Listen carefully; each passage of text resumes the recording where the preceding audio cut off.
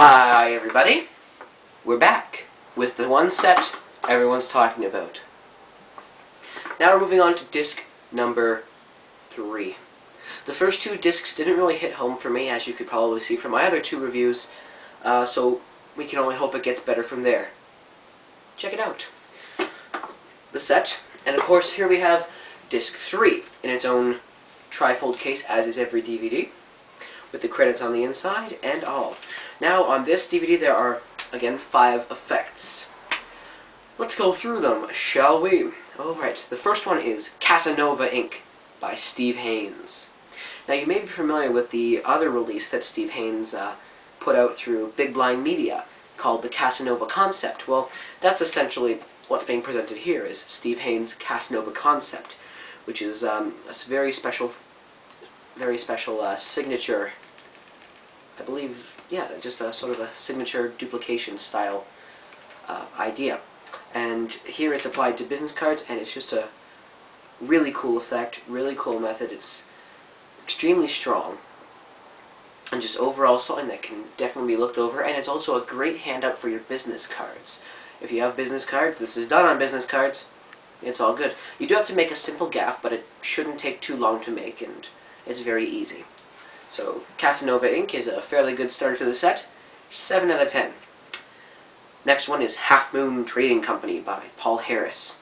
And Halfmoon Trading Company is, the basic effect is that someone selects any card from the deck. The card is, it's a free selection, no forcing. The card is then shuffled back into the pack. Instantly it vanishes from the pack and reappears inside the card box. No duplicates, no forcing, no nothing. This is very clever. Very clever. I'm not sure how much of a worker it is, but it's a very clever effect. And there's also the added kicker ending that the card that is inside the card box, the selection, now has the spectator's name written across the back. However, this requires a little bit of pre-show. You can't just do this on the fly. But that would make a great, long-lasting impression on your spectators, a really memorable effect for them. The method is really cool, and it uses the half-moon principle, which Paul Harris seems to like to play with a lot. And in my opinion, this could be a really great effect in the right hands, and it's definitely worth taking a look. That would be, I'd give that one an 8 out of 10. So, Halfmoon Trading Company, good 8 out of 10. Let's see, Halfmoon Voodoo. This is by Guy Hollingworth. It's essentially an extension of the original effect Voodoo card, which was published in the Art of Astonishment books. This, however, I feel is an inferior method. It adds a few things, effect-wise, but I think the original effect was right just the way it was, and this adds some really unnecessary little bits of business to the original Voodoo card. So, in my opinion, it's a step down. However, it is a really clever effect, and if you don't know the original Voodoo card, and you don't have the source to get the original Voodoo card, definitely check out Halfmoon Voodoo. You might find it of interest. I personally prefer the original Voodoo card. So I give Halfmoon Voodoo, just on its own, not in comparison to the Voodoo card, I'd give it a 7 out of 10. Pack of Lies by Bro Gilbert and PH, a collaborative piece. Well, how do I put this nicely? Terrible. Really, really not good. When you receive your Paul Harris set and you open up the gimmicks bag, you'll find something that looks a lot like the original Paul Harris Vanishing Deck gimmick, which is a very clever way of making a deck of cards vanish from your hands and reappear, I guess, in the card box. This looks like it, but it's not. It's sort of a revamping of the original Vanishing Deck gimmick, and it's just terrible. For instance, well, the basic effect is that the deck of cards is placed inside the spectator's pocket. You remove 2 cards from their pocket in sort of a pickpocketing demonstration, and then you reveal that the rest of the deck of cards has completely vanished without a trace. Their pocket is now empty.